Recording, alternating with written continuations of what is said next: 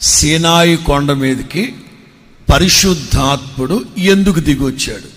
దేవునిని ఏ మనుష్యుడు చూడలేదు. మోషే కూడా నేను చూస్తాను అంటే చచ్చిపోతావు, నేను నిన్ను దాటి వెళ్ళేట నా వెనక వైపు చూడమన్నారు. మరి పాత నిబంధనలో కనబడింది ఎవరైతే? ఒకటి, నేను చాలాసార్లు చెప్పాను, దేవుని దూత దేవదూత వేరు. యెహోవా దూత అంటే యేసుక్రీస్తు.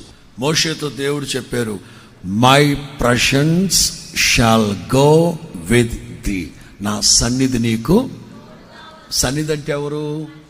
ప్రసన్నత అంటే ఎవరు? గాలి అంటే ఎవరు? నీళ్లు అంటే ఎవరు?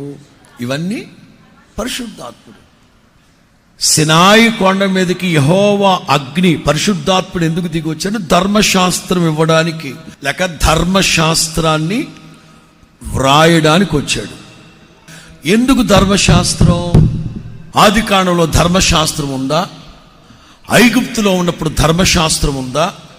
ఇప్పుడేంటి కొత్తగా? దేవుని పేరు పెట్టబడిన ప్రజలు విడిగా బ్రతుకుతున్నారు.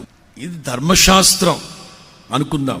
ఇందులో ఆజ్ఞలున్నాయి, విధులున్నాయి, కట్టడలున్నాయి, శాసనాలున్నాయి, న్యాయ విధులున్నాయి. ఇవన్నీ కలగలిపిన పుస్తకమే ధర్మశాస్త్రం, న్యాయశాస్త్రం. వాళ్ళని క్రమబద్ధీకరించడానికి పరిశుద్ధాత్ముడు దిగొచ్చి పరిశుద్ధాత్ముడే ధర్మశాస్త్రాన్ని రాసి ఇచ్చారు. ఈ ప్రకారమే మీరు నడవాలి. ఇక్కడ యేసు ప్రభు చెప్తారు, దేవుని వ్రేలు అంటే పరిశుద్ధాత్ముడు. సియోను కొండ మీదకి పరిశుద్ధాత్ముడు ఎందుకు దిగొచ్చారు?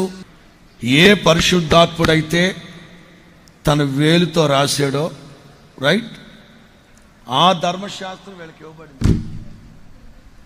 క్రొత్త నిబంధన ఆ రాసిన పరిశుద్ధాత్ముడే మనలోనికి వచ్చేసాడు. చెప్పండి. ఆ పరిశుద్ధాత్ముడే, ఆ ఆత్మయే మనకు అనుగ్రహించబడింది. ఆ పరిశుద్ధాత్ముడే మనలోనికి దిగొచ్చేసాడు.